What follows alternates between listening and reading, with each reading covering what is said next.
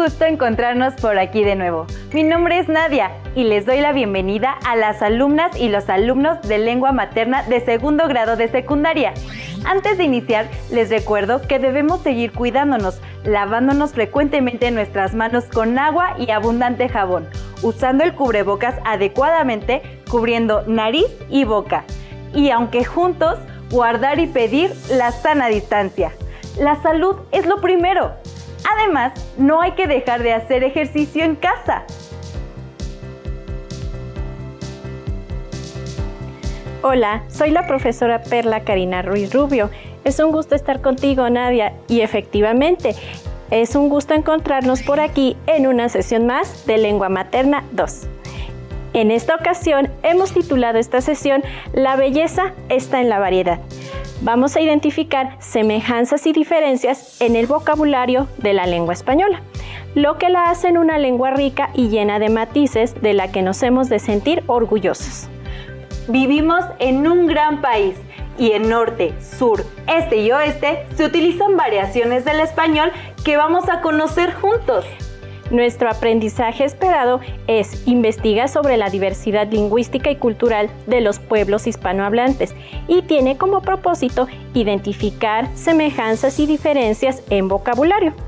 Vamos a comparar y conocer cómo se nombran algunas cosas, personas, situaciones en diferentes partes del país, así como en otros países en que también se habla español. Los materiales que van a necesitar para esta sesión son cuaderno, lápiz o pluma para que puedan tomar notas. También podría ayudarles tener a la mano su libro de texto. Recuerden que todo lo que vean en esta sesión es para reforzar su conocimiento, así que les recomiendo llevar un registro de las dudas, inquietudes o dificultades que surjan en la exposición de los planteamientos de esta sesión. Muchas de estas las podrán resolver al momento de consultar su libro de texto y revisar sus apuntes. ¿Todo listo? Bien, pues vamos juntos. ¿Alguna vez han escuchado la forma de hablar de los extranjeros cuya lengua materna también es el español? Aunque hablamos el mismo idioma, al momento de referirnos a algo, solemos llamarlo de distintas maneras, y eso depende del lugar del que provenimos. Por ejemplo, aunque ahora su uso está descontinuado por razones ecológicas, ¿recuerdan el uso del popote? Veamos cómo se les llama en diferentes países. Imaginen que estos personajes provienen de países distintos y están reunidos en este lugar. Alguien ordenó una bebida. El mesero pregunta, ¿quieren un popote? Y al escuchar esa palabra, los demás intentan entender a qué se refiere. La pareja que está del lado izquierdo comenta, ¿habla del carrizo? Dice el hombre. De la pajilla, responde la mujer, mientras que el otro comensal pregunta, ¿se refiere a la cañita? Y es que al popote en Argentina se le dice pajilla, en Panamá se le dice carrizo y en Perú se le dice cañita. Parece que a este restaurante acuden personas de distintas nacionalidades. Y es que en ciertos lugares las personas se refieren a cosas, personas, animales, sentimientos, entre otras, con nombres distintos. Y eso es porque cada cual tiene su propia forma de nombrar, es decir, su propio vocabulario. ¿Y qué es el vocabulario? Veamos qué dice el diccionario de la lengua española. El vocabulario es, entre otras, el conjunto de palabras de un idioma. El conjunto de palabras de un idioma pertenecientes al uso de una región, a una actividad determinada, a un campo semántico dado, etc. Y también el conjunto de palabras que usa o conoce alguien. Y el vocabulario puede ser compartido o tener palabras en común en diferentes países. ¿No es así? Así es. Vamos a echar una vista global del asunto del lenguaje en diferentes países. ¿En qué otros países, además de México, se habla español? En México, ¿todos hablamos igual? Toda América Latina habla español, Países como Guatemala, Ecuador, Paraguay, Cuba, Colombia, Venezuela, Argentina, Perú, con distintos acentos, entonaciones y con diferencias en algunas palabras, pero sigue siendo español. Y no nos vayamos muy lejos. En el mismo México, por ejemplo, entre los estados del norte y los del sur, se usan distintas expresiones y palabras para referirse a lo mismo. ¿Tienen amigos o familiares de diferentes estados de la República? También puede suceder que cuando visitamos otros lugares y escuchamos la forma de expresarse de los demás, seguramente encontramos que muchas palabras no son conocidas y otras no tanto. El vocabulario español es muy variado en nuestro país. Tiene préstamos de palabras de origen maya, náhuatl, otomí, purépecha, por ejemplo. Pero vamos a hacernos hasta ahora 2 preguntas importantes. ¿Qué entendemos por diversidad lingüística? ¿Qué entendemos por diversidad cultural? Podemos decir que la diversidad lingüística se refiere a la coexistencia de una multiplicidad de lenguas dentro de un determinado espacio geográfico. ¿Sabían que en México es uno de los 10 países con mayor diversidad lingüística del mundo? Además del español, existen 68 agrupaciones lingüísticas de los pueblos originarios de nuestro país. Y esta variedad también existe en otros países. Recordemos que América Latina fue conquistada por los españoles, quienes trajeron su lengua, pero ya existía en este territorio poblaciones con sus propias lenguas, las cuales afortunadamente se han conservado en ciertas comunidades. Incluso en España, el español convive con otras lenguas como el catalán, gallego o el vasco. La historia de cada país se conforma de mezclas, de cruces, y esto ha creado una rica diversidad cultural que podemos identificar en el lenguaje. El idioma español es una de las lenguas más habladas y conocidas en el mundo. Grandes obras de la literatura universal se han escrito en español. Es uno de los idiomas más usados en Internet y lo estudian 22 millones de personas en 110 países. Existe casi 500 millones de hispanohablantes nativos, lo que convierte al español en la segunda lengua materna del mundo por número de hablantes. Yo sé quién soy, respondió Don Quijote, y sé que puedo ser no solo los que he dicho, sino todos los 12 pares de Francia, y aún todos los 9 de la fama, pues a todas las hazañas que ellos todos juntos y cada uno por sí hicieron, se aventajarán las mías. Disculpe, no pude evitarlo, profesora. Este fue un fragmento de Don Quijote de la Mancha, una novela escrita por Miguel de Cervantes Saavedra a comienzos de 1605, y es la obra más destacada de la literatura española y una de las principales de la literatura universal, además de ser una de las más leídas. Claro, es inevitable no dejarse llevar por la belleza de la lengua española. Y vámonos de la literatura a conocer variables lingüísticas en artículos que son de nuestro uso diario. ¿Qué tal si viajan a otro país, les roban su maleta y necesitan ir de compras? Profesora, eso sería muy mala suerte. Sí, pero no lo sería tanto si saben cómo se dicen ciertas prendas en las variantes del español. En México, los pantalones no tienen tantas variaciones. De hecho, a los de mezclilla les llamamos jeans, que es una palabra que adoptamos de Estados Unidos por su cercanía. En cambio, en Argentina suelen decirles vaqueros, algo que no es usual en nuestro vocabulario. Lo mismo pasa con camiseta o camisa, que raramente distinguimos como distintas y que en Venezuela le llaman franelilla, en Argentina remera y en países como Honduras y Chile le llaman polera. Otros llaman polleras a las faldas y curiosamente en Panamá a los vestidos les dicen también polleras. En cambio, en Cuba, a los vestidos suelen decirles saya. Profesora, ¿cuántas variantes para la misma cosa? Sí que será complicado ir de compras en Latinoamérica. Veamos algunas prendas más y cómo las llaman en otros países. Por ejemplo, nosotros no tenemos grandes variaciones para nombrar a las sudaderas. En cambio, en Chile y Argentina, a estas las conocen como buzo y en Perú las nombran polera, cuando en Honduras y Chile así le dicen a las camisetas o camisas. ¿Se imaginan equivocarse con tales términos? En España usan el nombre de chaqueta y en Argentina el de campera para referirse a los sacos. De hecho, los argentinos pueden llamar campera también a las chamarras. Bueno, ya está haciendo frío y necesito mi chamarra, pero no la traje.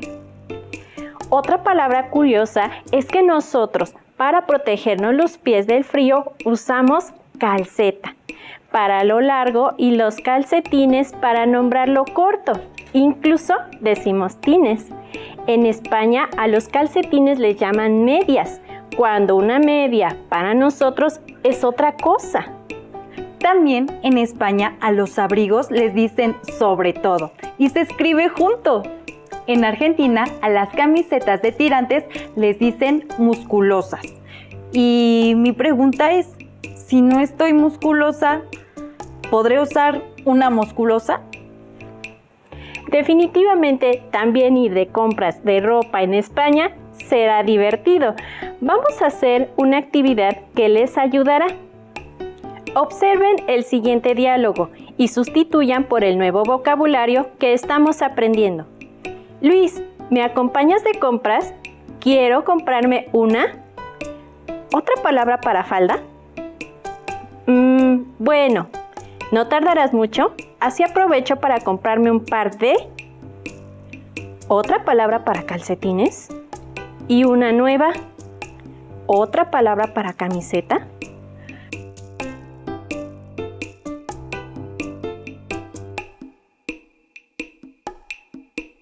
¿Qué palabras usaron para completar el diálogo? ¿Cómo suenan sus oraciones? Seguramente se leen algo extrañas, pero eso es porque no estamos habituados a ellas. Y de la ropa, veamos las distintas palabras para algunos alimentos. Sí, profesora, espero que si voy de viaje sea más fácil pedir una comida que ir de compras. Al pozole en Argentina y en Perú le dicen patasca y en Ecuador caldo de patas, aunque las recetas también tienen sus variantes. Aunque en Latinoamérica hay distintos platillos similares al tamal, como lo conocemos en México, en Ecuador se le llaman quibolitos. Pero incluso dentro del país, en Michoacán, por ejemplo, al tamal le llaman corunda. ¿En su región conocen a los tamales con otros nombres? El rico atole en la mayoría de los países no cambia el nombre, pero en Colombia, Cuba y Guatemala se le dice atol y en Venezuela le dicen mazamorra. Atole con churros. ¡Qué rico! ¡Ya se me antojó! En Perú y Argentina hay un guiso similar al pozole llamado quiero ir a comer ahora que vayamos a Michoacán, pues son similares a los tamales. En España, a los churros también se les conoce como... En Colombia y otros países, al atole se le conoce como...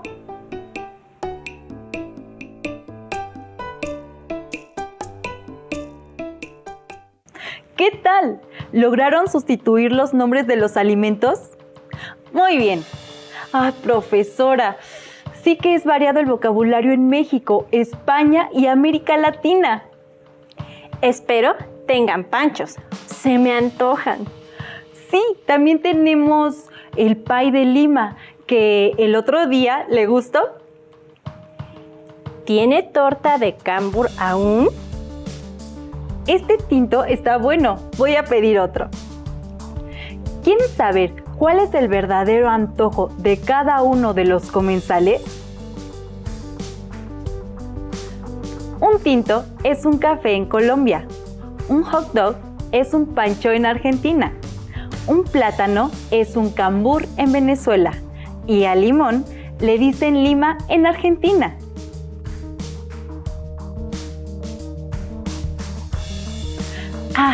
Pues es fantástico. Listo para entender muchas palabras más del rico idioma español. Nuestro idioma, el español, cuenta con características importantes. Primero, la diversidad lingüística depende de la existencia de muchas culturas que se hablan en un mismo espacio y en un mismo tiempo. La cultura y la diversidad cultural se refieren a las pautas de actuación de una comunidad que involucra los conocimientos de una sociedad. La manera en que se transmiten esos conocimientos también se hacen presentes las manifestaciones artísticas, su forma de vestir, de alimentarse y, por supuesto, en la lengua y sus formas de hablarla. Es mediante la cultura que cada persona se explica y entiende el mundo que lo rodea, se hace parte de una comunidad y le da sentido a su existencia. No hay personas sin cultura, sino culturas distintas.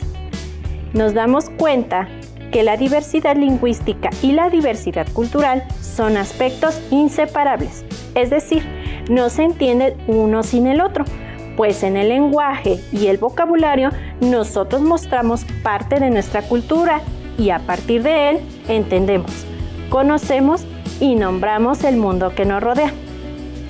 Además de ese modo, podemos integrarnos a una comunidad, es decir, en un hogar, en un lugar de trabajo, la escuela donde estudiamos o la región o el país donde vivimos. No existe una sola forma de hablar el español. Cada lugar le hace de manera diferente de acuerdo a su cultura e historia. ¿Sabían que la UNESCO en el año 2001 proclamó la Declaración Universal sobre la Diversidad Cultural? Además, en esta se considera indispensable garantizar una interacción armoniosa entre grupos con identidades culturales distintas. Muy bien, alumnas y alumnos. Niños, pibes, plebes, morros, chavos. No me mire feo, profesora. Es que así son algunas de las variantes usadas para este término. ¿Cómo se dice niño en México? Niño en México se puede nombrar chavo, chamaco, morro, escuincle, entre otros. En Chile se dice niño o cabro chico. En Colombia al niño lo nombran pelao o chino. En Cuba niño se dice niño. Y en Costa Rica niño se dice niño o chiquito. En Nicaragua a un niño se le dice como tal. Finalmente, en Argentina, al niño lo llaman pibe o nene. Como vemos, para un solo término, nuestra lengua materna tiene hermosas variantes y todas son lindas de decir. Por eso, la belleza está en la variedad. Recuerden que en esta sesión vieron el aprendizaje esperado. Investiga sobre la diversidad lingüística y cultural de los pueblos hispanohablantes. Y el propósito fue identificar semejanzas y diferencias en vocabulario. Para conocer más vocabulario de los pueblos de la lengua española, les recomiendo la obra El Alep, del escritor argentino Jorge Luis Borges. De esa manera podrán conocer más variantes de la lengua española. Gracias por compartir con nosotros esta sesión de Lengua Materna 2. Hemos aprendido algo nuevo juntos. Y si quieren volver a ver la sesión, consulten los horarios de repeticiones del programa Aprende en Casa 2. ¡Hasta la próxima! Si tienes dudas o necesitas ayuda, llama al Centro de Apoyo Pedagógico a Distancia. El número de teléfono para secundaria es el 55 36 01 71 23. Si requieres consultar los libros de texto en versión digital, recuerda que los puedes encontrar en la página conalitec.cep.gov.mx.